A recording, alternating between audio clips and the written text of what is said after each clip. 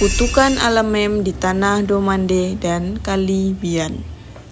Pada zaman dahulu, di tanah yang masih lebat dengan hutan yang berkilau dengan sungai-sungai jernih, hiduplah seorang pemuda bernama Alamem. Ia adalah sosok yang dikenal bijaksana, namun juga mudah tersinggung apabila merasa diperlakukan tidak adil.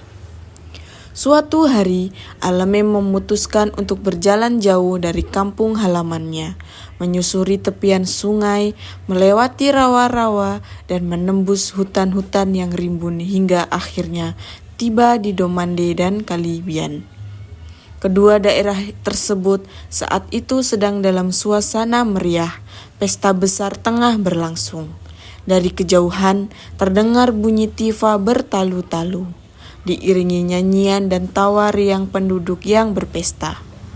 Alamem yang sudah lama menempuh perjalanan merasa sangat lapar.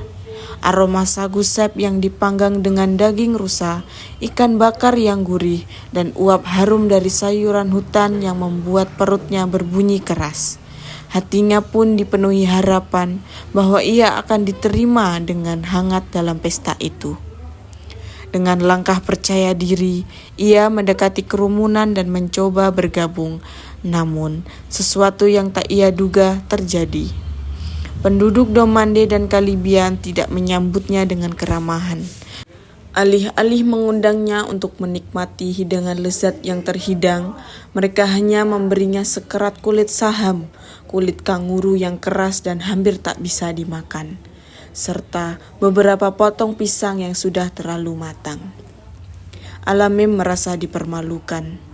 Ia menatap orang-orang di sekelilingnya yang masih tertawa dan menikmati makanan mewah mereka. Dadanya sesak oleh kekecewaan. Bagaimana bisa mereka memperlakukan tamu dengan cara seperti ini? Ia bukanlah orang asing. Ia adalah bagian dari mereka, bagian dari tanah ini. Dengan wajah merah padam, ia bangkit berdiri. Suaranya menggelegar saat ia berbicara. Seakan-akan alam pun ikut mendengarnya. Kalian telah merendahkanku. Kalian menolak berbagi makanan dengan adil. Jika begitu, dengarkan kata-kataku hari ini. Mulai hari ini, daerah kalian akan dihantui oleh nyamuk. Tidak peduli siang atau malam, nyamuk akan datang menggigit, membuat kalian tak bisa tidur, tak bisa bekerja dengan tenang. Aku bersumpah, Domande dan Kalibian tak akan pernah terbebas dari serangan nyamuk. Begitu kata-kata itu terucap, angin kencang bertiup menerpa pepohonan, mengguncang dedaunan seakan alam sendiri sedang menyaksikan sumpahnya. Langit yang tadinya cerah tiba-tiba menjadi kelabu. Penduduk yang mendengar sumpah itu mulai gelisah. Beberapa dari mereka mencoba menenangkan Alamem, namun semuanya sudah terlambat. Alamem sudah beranjak pergi, meninggalkan tempat itu dengan langkah mantap dan hati yang masih terbakar amarah. Tak butuh waktu lama, kutukan Alamem mulai menjadi kenyataan.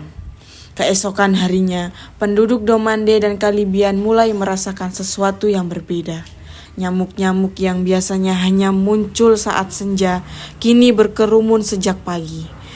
Mereka menggigit tanpa ampun, meninggalkan bentol-bentol merah di kulit setiap orang yang mereka hinggapi.